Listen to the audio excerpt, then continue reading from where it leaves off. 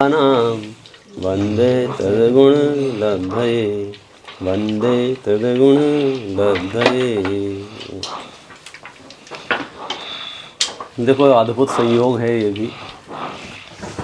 मैंने स्वाध्याय के अनेक समय सुने हैं, लेकिन आप पिछले 3 साल हो गए? हाँ, पिछले 3 साल से यहाँ 11:15 से 12 बजे तक का स्वाध्याय चलता है। इतना लेट स्वाध्याय का कारण सभी लोग के लिए करते हैं सब लोग लाभ ले सकें, सब लोग एकत्रित हो जाएं, दुकानें व्यापार आदि से निवृत्त होकर आते हैं। और अभी अपना स्वाध्याय में चल रहा है धर्म परीक्षा।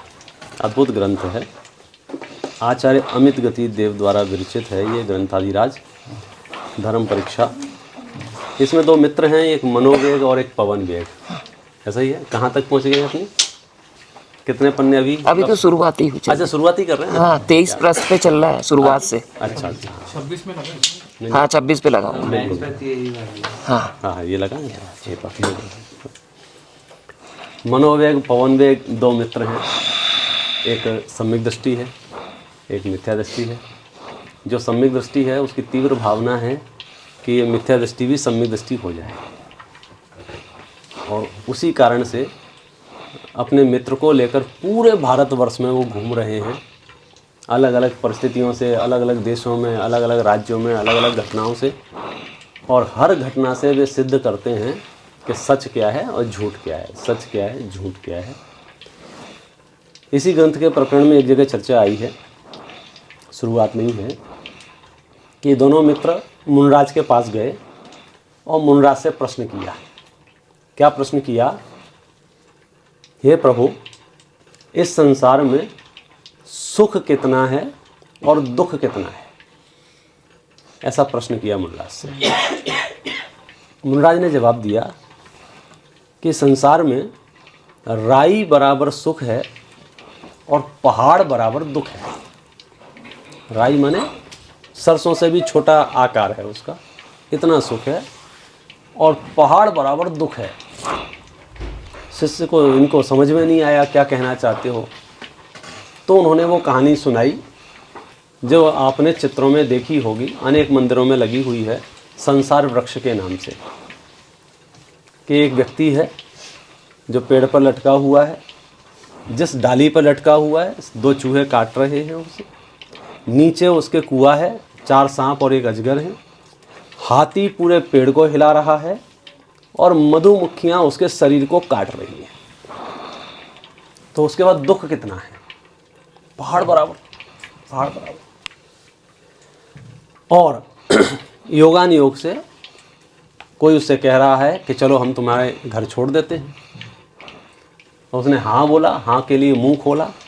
मुंह खोला तो एक शहद की बूंद उसके मुंह में गिरी। तो उसके मन में क्या भाव आया? ऐसा स्वाद तो मैंने कभी लिया नहीं है, बस 1 बूंद और।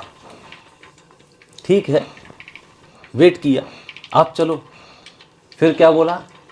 1 बूंद और, 1 बूंद और। तो इस पूरी परिस्थिति में आचार्य बता रहे हैं कि उसकी मानसिक स्थिति, उसकी शारीरिक स्थिति कितने कष्टमय है। नीचे देखता है अंधकुआ है, 4 गति रूपी 4 सांप हैं, निगोद रूपी अजगर है। हाँ, मृत्यु रूपी हाथी पेड़ उखाड़ने को तैयार है। दिन रात रूपी चूहे डाल काट रहे हैं। परिवार, मित्र, कुटुंब, समाज रूपी मधुमक्खियां निरंतर कोई ना कोई संकल्प विकल्प करा रही हैं। ऐसी परिस्थिति में भी वो एक मधु बिंदु के लोभ में उस सारी परिस्थितियों को वो स्वीकार करने को तैयार है। वो दुख पहाड़ बराबर है और सुख राई बराबर है। विश्लेषण में फिर बात करेंगे कि जिसको हम राई बराबर सुख कह रहे हैं वो भी सुख कहाँ है भाई? वो सुख कहाँ है? हमारी वो जो पेड़ की लटके हुए व्यक्ति की जब चर्चा चलती है तो हमें उस पेड़ पर लटके हुए व्यक्ति पर बड़ी दया आती है, करुणा आती है, थोड़ी सिंपैथी भी आती है। बेचारा बहुत कष्ट में है, थोड़ी बेवकूफ़ी लगती है, ये उतर के जाता क्यों नहीं है?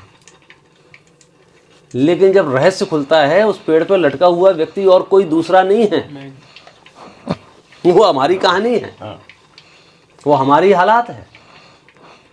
हमें थोड़े से विषय सुख मिलते हैं, हम चैतन्य सदन को विस्मृत कर देते हैं। विषयों में रचे पचे हैं, हम भूल जाते हैं।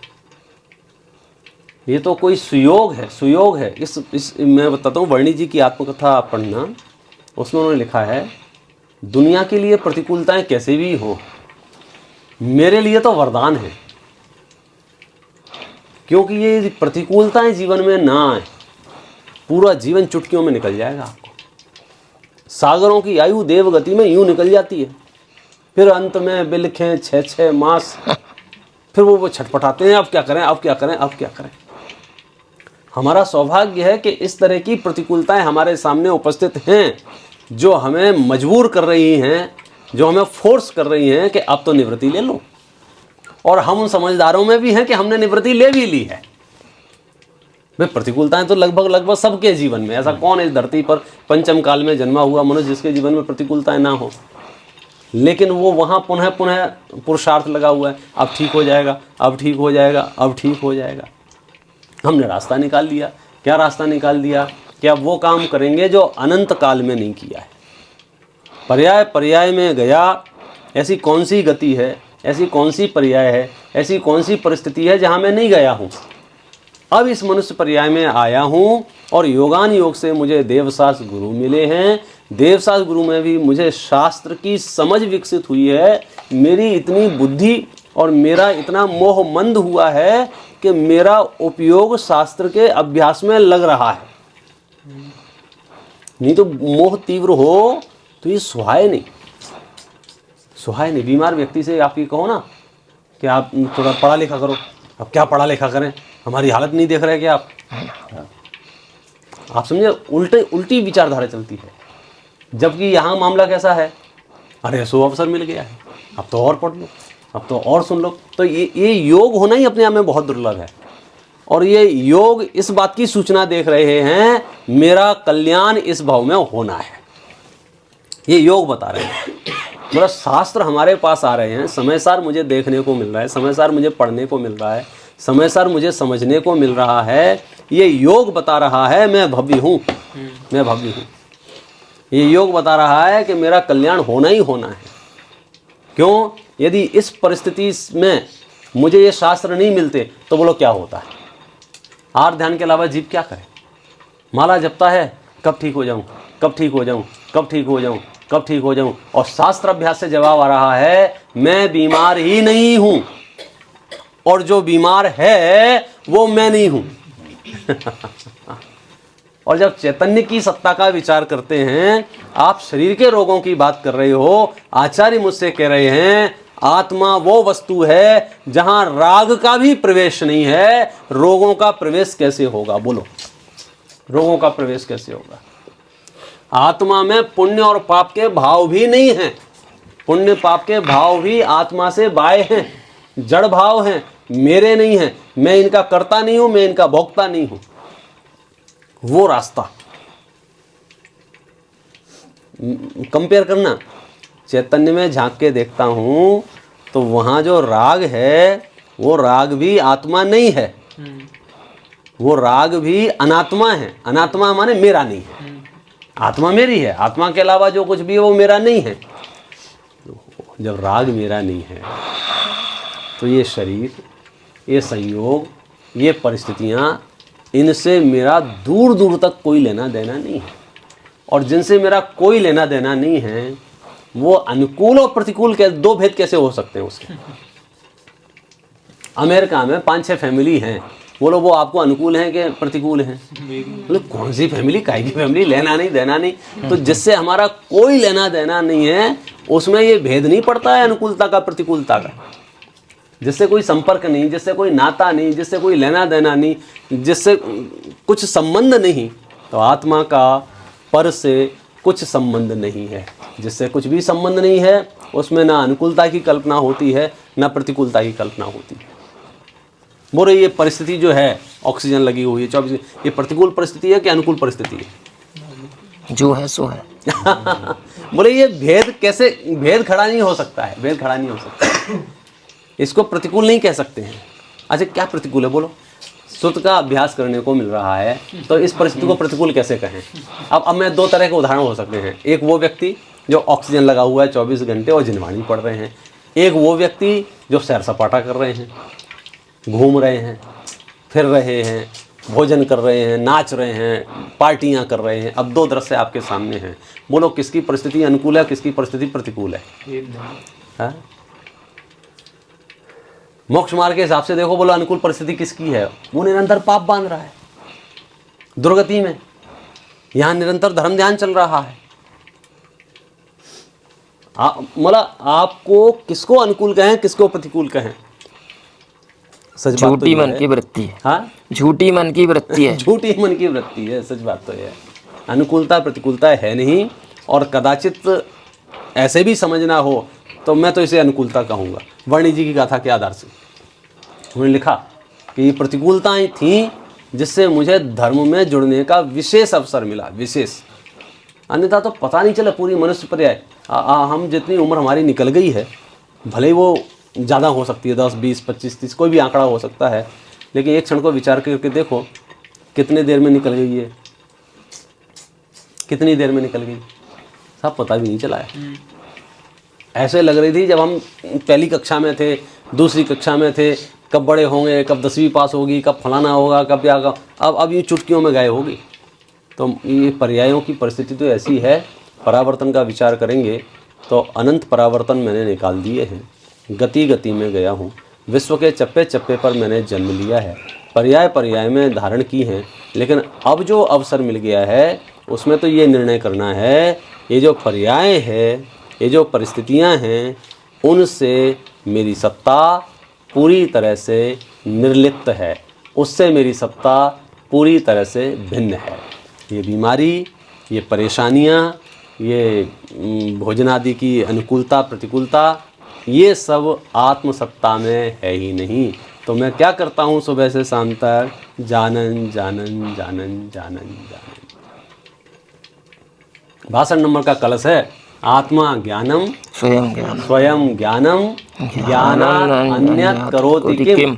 आत्मा ज्ञान से भरा हुआ है, स्वयं ही ज्ञान है। किसी ने उसमें ज्ञान डाल दिया हो ऐसा नहीं है, किसी की कृपा से ज्ञान उसमें आया हो ऐसा नहीं है। आत्मा ज्ञानम स्वयं ज्ञानम ज्ञानात् अन्यत् करोति किम। ज्ञान के अलावा आत्मा क्या करता है, क्या करता है बताओ? ये भ्रम हो गया है, भ्रम हो गया है। मैंने ये किया, ये किया, ये किया, ज्ञान के अतिरिक्त कुछ नहीं किया है। परभावस्य कर्तात्मा मोहो अयम व्यवहारिणाम। परभावों का मैं करता हूँ, ये तो मोह है व्यवहारियों का। वास्तविकता क्या है? जानन जानन जानन जानन जानन जानन जानन जानन। अभी भी हम और आप क्या कर रहे हैं? जानन जानन जानन जानन जानन जानन। जब शरीर में बहुत पीड़ा होने लग जाएगी उस समय ज्ञान क्या करेगा? जानन जानन जानन जानन जानन जानन। जब नींद आ जाएगी तो ज्ञान क्या करेगा? जानन जानन जानन। ज्ञान में जानन के अलावा क्या हो रहा है? मैं कौन हूँ? मैं जानन जानन जानन जानन जानन जानन। हम इस शरीर को अपने से भिन्न स्वीकार नहीं करेंगे तब तक समाधि की तैयारी नहीं हो सकती है। और शरीर को भिन्न स्वीकार कर लेंगे और शरीर की कोई भी परिणति मुझे दुख देने में समर्थ नहीं है। शरीर की किसी भी परिस्थिति से मुझे आकुलता नहीं हो सकती है, क्योंकि ये पर है। पर में भी इसका नाम पुद्गल है। पुद्गल में पूर्ण ग्रहण होता रहता है। पुद्गल की परिस्थितियाँ बदलती रहती हैं। वो परिस्थितियाँ जगत को अच्छी लगें बुरी लगें अलग बात है, मुझे कोई भेद नज़र नहीं आता है। अभी हम बात कर पा रहे हैं, अभी हम बोल पा रहे हैं, अभी हम सुन पा रहे हैं, अभी हम रिएक्ट कर पा रहे हैं। शरीर की स्थितियाँ ऐसी भी बन जाती हैं कि हम बोलना चाहें और आवाज़ ना निकले, फिर भी ज्ञान क्या कर रहा है? जानन जानन जानन जानन जानन। ये मंत्र है हमारे पास। बनारसी दास जी थे ना, बनारसी दास जी, तो उनकी परिस्थिति अनुकूल नहीं थी अंत समय में, तो कानाफूसी शुरू हो गई। पंडित जी की हालत खराब हो गई। उन्होंने कागज पेन मंगाया, लिख के दिया, ज्ञान को तक्का हाथ मोह अरि मारना, कि मेरे पास ज्ञान है, मैंने मोह को नष्ट कर दिया है। तुम ये जो शरीर की दशा देख रहे हो ये मेरी दशा नहीं है, चले बनारसी दास फिर नहीं आवना, अब नहीं आएंगे, अब तो मोक्ष में जाके बैठेंगे। ज्ञानियों की धारा ख्याल में आ रही है। जगत को क्या लग रहा है, अरे बेचारे, अरे बेचारे, तुम जिसे विचारा कह रहे हो उससे तो वो सर्वथा भिन्न महसूस कर रहे हैं। ये शरीर की दशा मेरी दशा नहीं है। भाषा में, व्यवहार में, बोलने में आता है कि बीमार हूँ, फलानी बीमारी है, ढिकानी बीमारी है। सच बात यह है, ये बीमारी मुझे नहीं है, क्योंकि मैं शरीर नहीं हूँ। अच्छा, जो मैं नहीं हूँ, अब वो अच्छा और बुरा बात ही खत्म हो जाती। बाहर इतना पत्थर पड़े हुए हैं, अब बोलो किस पत्थर को देख के आपको गिलानी होती, कौन सा पत्थर देख के अच्छा लगता है? क्या लेना, मैं नहीं हूँ, मैं नहीं हूँ, मैं नहीं हूँ, मैं नहीं हूँ। तो मैंने जिससे भेद विज्ञान कर लिया है, और जब मैं अपने अंदर झांक के देखता हूँ, मैं कौन हूँ कि मैं अनंत गुणों का धनी हूँ। मेरे अंदर ज्ञान है, मेरे अंदर दर्शन है, मेरे अंदर चारित्र है, मेरे अंदर सुख है, मेरे अंदर वीर है। अनंत अनंत अनंत अनंत गुणों का पिंड हूँ। अमृतचंद्र आचार्य के शब्दों में कहें, अचिंत्य शक्ति स्वयमेव देवस, चिन्मात्र चिंता मणिरेश यस्मात्, सर्वार्थ सिद्धात्म तया विदत्ते, ज्ञानी किम अन्यस्य परिग्रहेण। ज्ञानी को किसी भी अन्य परिग्रह की चाह नहीं है। क्यों नहीं है अन्य परिग्रह की चाह? क्योंकि उसे चैतन्य संपदा मिल गई है। और जिसको चाह नहीं है, जिसको इच्छा नहीं है, वो इस विश्व का सबसे बड़ा विजेता है। निर्जराधिकार में लाइन से गाथा है, अनिच्छुक है अपरिग्रही, अनिच्छुक है अपरिग्रही, अनिच्छुक है अपरिग्रही। मैंने अपरिग्रही की परिभाषा में डाला है कि अनिच्छुक है। अनिच्छुक क्यों है? क्योंकि मैं नहीं हूँ। जहाँ मैं पना नहीं है, जहाँ जिसका मैं करता नहीं हूँ, जिसका मैं भोक्ता नहीं हूँ, जिससे ममत्व पना नहीं है, जिससे एकत्व पना नहीं है, उसके प्रति फिर इच्छा शेष रहती ही नहीं है। पहले से पहले अपनी सत्ता को पहचानना जरूरी है। मैं हूँ कौन? ये जो आकार जो आपको दिख रहा है, हाथ पैर वाला, ये आंगोपांग वाला, कि नहीं, ये पुद्गल का परिणाम है, ये पुद्गल की परिणति है। ये शरीर तो पुद्गल की परिणति है ही। चैतन्य सदन में भी जो राग द्वेष क्रोध मान माया लोभ विकारी आदि परिणाम उत्पन्न हो रहे हैं, ये परिणाम भी मैं नहीं हूँ, मेरे नहीं। शरीर तो मैं हूँ ही नहीं। ये जो भाव उत्पन्न हुआ, ये जो विचार उत्पन्न हुआ, ये जो विकल्प उत्पन्न हुआ, ये विकल्प भी मैं नहीं हूँ। तो फिर मैं कौन हूँ? मैं इस विकल्प को जानने वाला हूँ, ये विकल्प नहीं हूँ। क्या कमाल करती है। मैं जानने वाला तो हूँ, मेरे ज्ञान में तो आता है, मैं ज्ञान रूप हूँ। तो जानन जानन जानन सत्ता जो है आत्मा की, वो तो मैं हूँ। लेकिन ये जो राग द्वेष के विकल्प उत्पन्न होते हैं, ये मैं नहीं हूँ। सब विकल्प तो आपके अंदर उत्पन्न हुए हैं ना, मेरे अंदर उत्पन्न हुए हैं, मुझे खबर है, लेकिन मैं नहीं हूँ। हाँ, मेरे घर में चूहे पैदा हो जाएं तो वो मेरे कहलाएंगे क्या? लोग क्लेम करें, आरोप लगाएं कि आपके घर में हुए। अरे तो आपके घर में हुए तो क्या हो गया, मेरे नहीं है। ऐसे ही चैतन्य सत्ता में, चैतन्य में उत्पन्न हुए हैं, ये ख्याल में है, लेकिन मेरे नहीं है। रीजन है उसके पीछे, कारण है क्यों नहीं है मेरे। किसी काम के नहीं है। और जो किसी काम का नहीं होता उससे कौन अपनापन रखता है, मुझे बताओ। पूरे घर की सफाई करके कचरा इकट्ठा होता है, उसको आप रोड पे फेंक देते हो, उसे आप कहोगे मेरा कचरा। क्यों? किसी काम का नहीं है। जो चीज़ किसी काम की नहीं होती है उससे कौन अपनापन करे, उसे कौन अपना कहे। तो ऐसे ही ये जो राग द्वेष आदि विकारी परिणाम उत्पन्न हुए, आकुलता उत्पन्न हुई, कौन मूर्ख इसे अपना कहे? मेरे नहीं, मेरे नहीं। आप यदि उसमें अपनापन स्थापित करते हैं तो फिर वो आर्त ध्यान रौद्र ध्यान निरंतरता को प्राप्त होंगे। आर्त ध्यान रौद्र ध्यान से बचने का सबसे शॉर्टकट यही है, मैं एक चैतन्य सत्ता हूँ, जाननहार जाननहार जाननहार जाननहार। जैसा आप शरीर का क्या करूँ शरीर का क्या करूँ, जानने के अलावा मैं कुछ नहीं कर सकता हूँ। शरीर का क्या, पूरा विश्व एक तरफ है और मैं एक तरफ हूँ। पूरा विश्व केवल ज्ञान होने पर भी बोलो 3 लोग झलकता है। भगवान क्या करते हैं?